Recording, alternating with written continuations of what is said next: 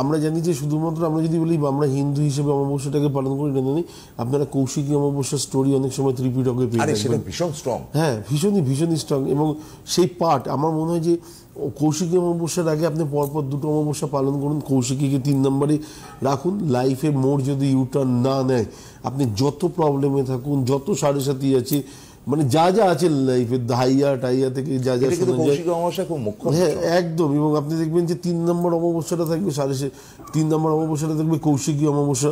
আপনার তার আগের অমাবস্যা দুটোকে পালন করুন, করে গিয়ে 3 নম্বর অমাবস্যাটাকে কৌশিকীকে পালন করুন। দেখুন লাইফ ইউটার্ন নিতে বাধ্য। লাইফে গ্রহ দোষ যেগুলো আছে সেগুলো জায়গায় যান। আমাদের মতো যারা আছেন তাদের কাছে গিয়ে বসুন, বসে গিয়ে বলুন যে আমি গ্রহ দোষগুলো থেকে মুক্তি পেতে চাই। মোক্ষম দিন একটা, সকাল থেকে রাত অবধি দেখুন যজ্ঞ চলে যাচ্ছে এবং গ্রহদোষ খণ্ডন চলে যাচ্ছে, মঙ্গল যজ্ঞ চলছে, সমস্ত কিছু সেই দিনটার মধ্যে, সেই টাইমটার মধ্যে 24 ঘন্টার মধ্যে হয়ে থাকছে। তো কেন আপনি নন? কেন অবিশ্বাসের পাঠটা কেন এখনো পর্যন্ত? কি এবারও পুজো করতে যাচ্ছেন কৌশিক অমাবস্যা? কৌশিক অমাবস্যাকে তো এই 24 তারিখে একটা অমাবস্যা আছে, এটাতে তো আছি, এটাতে তো যাচ্ছি না। আর কৌশিক অমাবস্যার 2 দিন আগে থেকে আমি তারাপীঠে থাকি।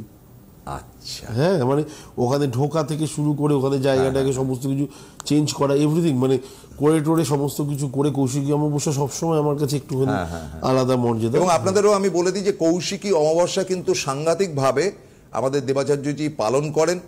প্রচুর তার ভক্তবৃন্দরা সেখানে উপস্থিত থাকেন এবং প্রচুর মানুষ তার আগে দেখিয়ে যান, তারা পুজো দেওয়ার আকাঙ্ক্ষায় যান যে আপনি আমাদের পুজোটা করে দিন। তিনি ব্রাহ্মণ মানুষ, পণ্ডিত মানুষ, সেটা আমি বারবারই বলেছি। এবং তার সঙ্গে সঙ্গে অনেকে সেখানে গিয়ে উপস্থিত হন।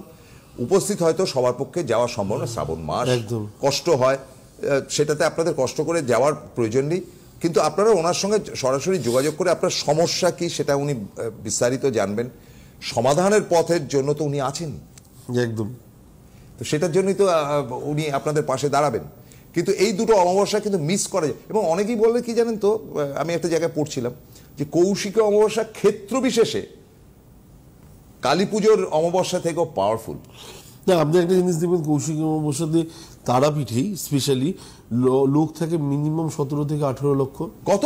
17 থেকে 18 লক্ষ মিনিমাম, আমি যদি ভুল না হই। হ্যাঁ আমি যদি ভুল না হই। আর দীপান্বিত অমাবস্যাতে কালী পুজোর সময় আপনি দেখবেন শ্মশান মোটামুটি ফাঁকা, খুব বেশি খুব বেশি হলে 5,000-7,000 মানুষ আছে।